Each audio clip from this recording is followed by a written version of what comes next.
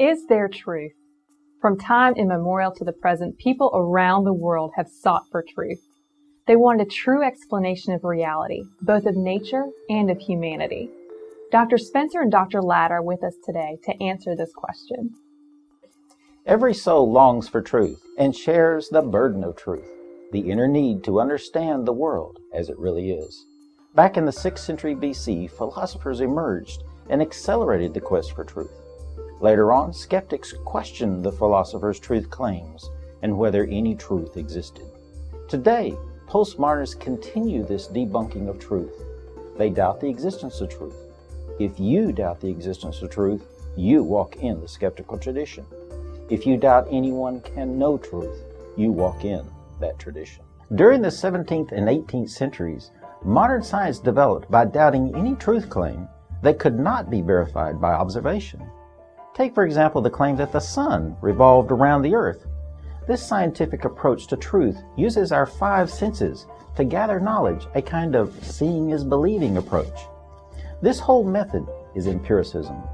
Ironically, this empirical approach to truth also led to skepticism.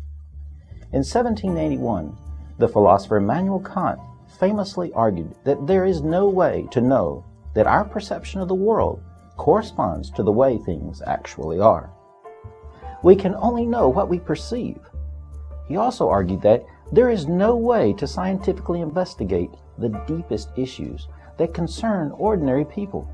Issues like whether we have a soul, whether we have free will, whether there is life after death, and whether God exists or what he is like. Since Kant, an uneasy skepticism has plagued the West. Many today embrace the view that all truth claims are relative to one's culture, prejudices, or assumptions. Thus, relativists do not hold truth or knowing truth with certainty in high regard, yet they themselves tend to hold the findings of science in high regard. Science affirms truth claims about the natural world that are not relative to one's culture, so people are confused about the existence of truth. On the one hand, scientific explanations seem to give absolute answers to all questions, yet on the other hand, people tend to reject all truth claims, holding tenaciously to their skepticism. So, what are the possible answers to the question, is there truth? We took to the street to ask people what they thought. You know, you got to find your truth. Everybody's truth is different, so you got to seek what's true for you. Not every, the answer isn't the same for everybody. You got to follow your own path, make your own way. So I think there is truth. I think with the constructs that we kind of build to represent different shades of truth or what we want to believe is truth, I think is what we have to do to kind of deal with our lives on a day-to-day basis. But I think behind all of that, there's definitely, don't want to sound like Plato, but I think out there is definitely truth behind everything that we kind of see the screen print for. There's something behind that. Truth is relative. Every person has their own truth. So I think people can see truth in different ways depending on how they look at themselves. Truth is subjective. I think so. Yeah, I mean, completely. The way you see something and the way I see something are very different. To say I don't know is at best a temporary answer that can't stand long. To say we can't know is more serious, but it fails its own assertion. If we can't know truth, then that is a truth claim about everything. This leaves one with 2 options, yes or no.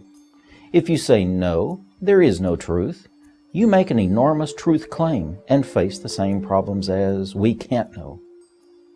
Each of these answers suffers further because nobody can practically live out these views.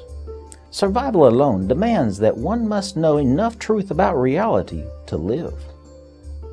If one thinks there is truth, how can he go about searching for it? Is it reasonable to hold that there is truth? The only viable answer is yes, there is truth.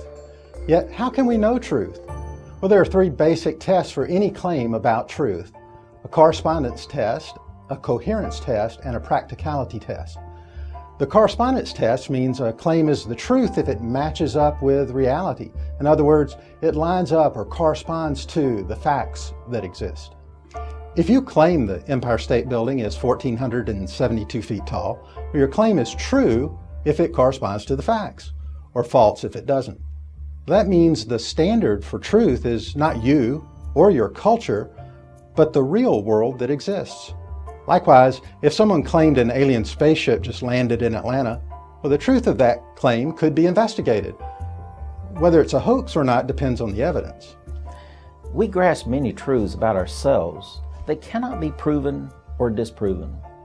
I can't marshal evidence to prove that I chose to eat fajitas last Friday, but I know I did. Nothing, not nobody, not no how can convince me otherwise. Some truth claims can't be tested by correspondence. The Coherence Test then helps us by eliminating any claims or assumptions that contradict known facts. This test applies logic to a dizzying array of truth claims, but is necessary because our senses can deceive us. But factual claims about reality should not contradict. They should be coherent. One time I tested my 5-year-old daughter on this. I put a straight rod into an aquarium, and she saw that it looked bent in the water. I took the rod out, and she saw that it was straight. I did this numerous times. Confused, but determined to know the truth, she put the rod into the water and ran her hand up and down the rod and felt that it was straight both in and out of the water. Then she pronounced, "It is straight, but it looks bent in the water." Now, she didn't know the coherence test, but she understood that the rod could not be both bent and not bent at the same time. Reality doesn't contradict reason. Consider this aspect of the coherence test as well. If I claim that humans are biological robots, but also claim that everybody is fully responsible for their free actions, I'm contradicting myself. Both claims cannot be true. The last test is the common sense test of practicality, which examines claims that we cannot examine with correspondence and coherence. With the practicality test, you ask if anyone could actually live out and practice that truth claim. Can you practically live as if there is no truth whatsoever? Or live as if nobody knows truth? We cannot actually practice these views because we will have to act to survive in a real world that doesn't permit one to practice extreme skepticism. A skeptical life, desirable or not, passionately believed or not, can't be consistently put into practice. Can anyone truly practice the claim that there are no moral truths? If there were no moral truths, then practically speaking, nobody would ever be wrong or unjust no matter what they did.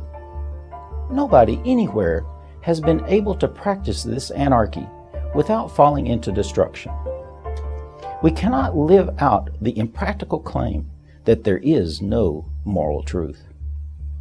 We must also remember there are truths we don't know and may never know, but truth doesn't depend on our knowing it in order for it to be the truth. Truth is independent of us in a sense. For example, now we know the circumference of the earth, but for a long time no one did. Still, what was true about that has always been the truth. The truth exists even if we don't know it. So what can we conclude about the question, is there truth? We can conclude that there is a real world that is knowable, and that we can test truth claims about that reality. We can test truth claims by finding evidence to see if those claims correspond to reality. We can test claims to see if they contradict with each other or with known facts. We can test truth claims to see if they are practical and livable. By testing these claims, we find that truth does exist. Therefore, it is our responsibility to find it.